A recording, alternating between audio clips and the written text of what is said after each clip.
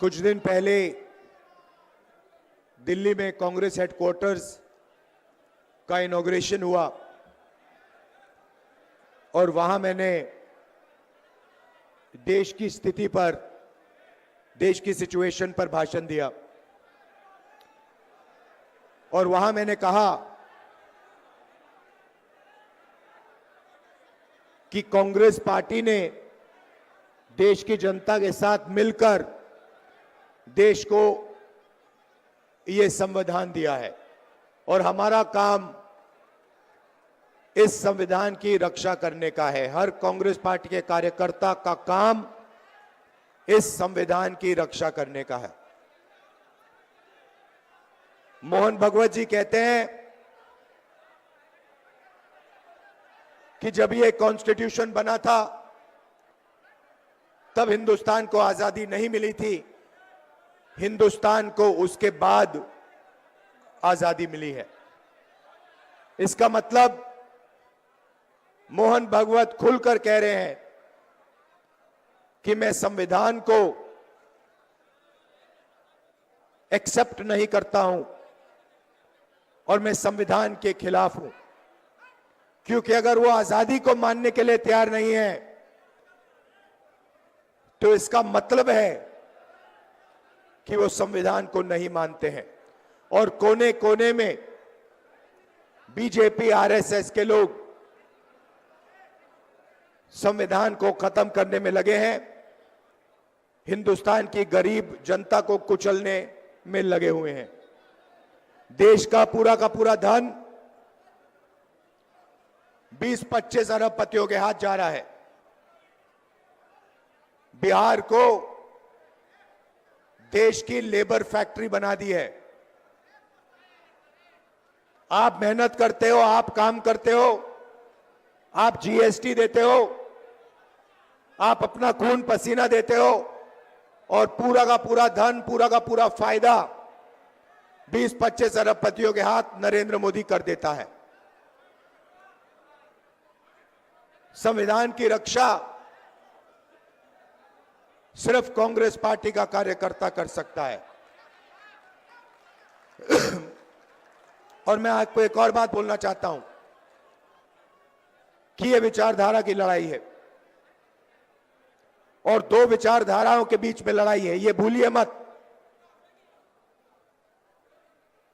एक संविधान की कांग्रेस पार्टी की विचारधारा, नफरत के बाजार में मोहब्बत की दुकान वाली विचारधारा, और दूसरी तरफ बीजेपी और आरएसएस की विचारधारा, नफरत और हिंसा की विचारधारा।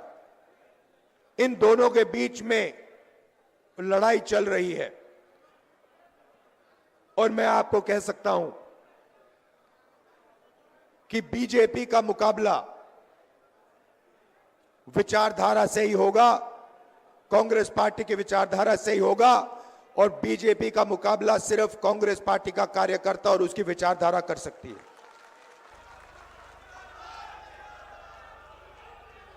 मैंने अपने भाषण में महाराष्ट्र के बारे में बोला। इलेक्शन कमीशन से हम आंकड़े चाहते हैं। महाराष्ट्र में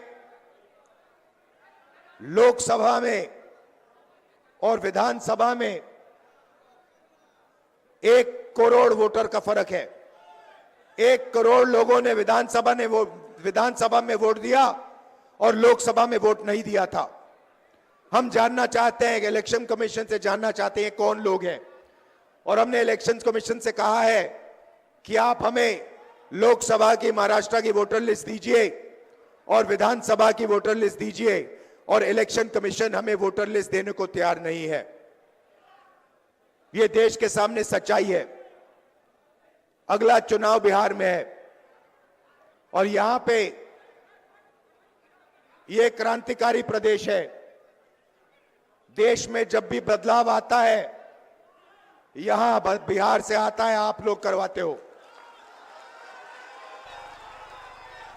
और इसीलिए कांग्रेस पार्टी को, इंडिया गठबंधन को एक साथ मिलकर बिहार में बीजेपी और आरएसएस को हराना है।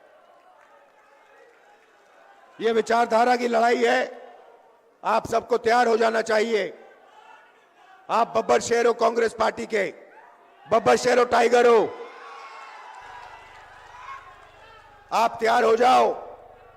बीजेपी और आरएसएस की विचारधारा को बिहार में हमें हराना है। इंडिया गठबंधन के साथ खड़े होकर बिहार में हम इसको हराएंगे।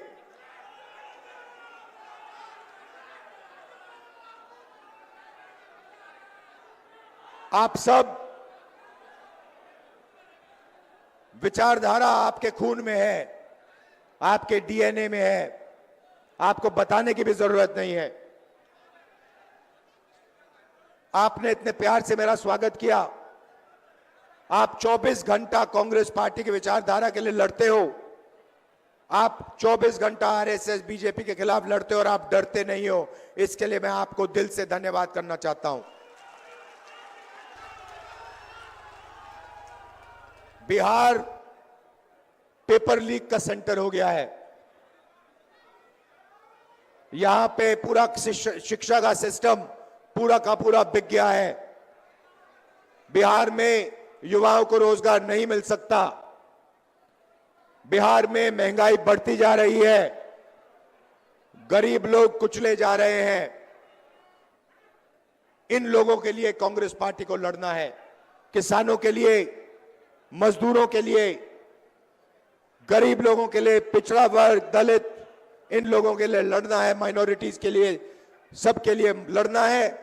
और यहां बीजेपी की विचारधारा को हराना है और कॉन्स्टिट्यूशन, संविधान की विचारधारा को जिताना है। आप सबका बहुत बहुत धन्यवाद, दिल से धन्यवाद। नमस्कार, जय हिंद।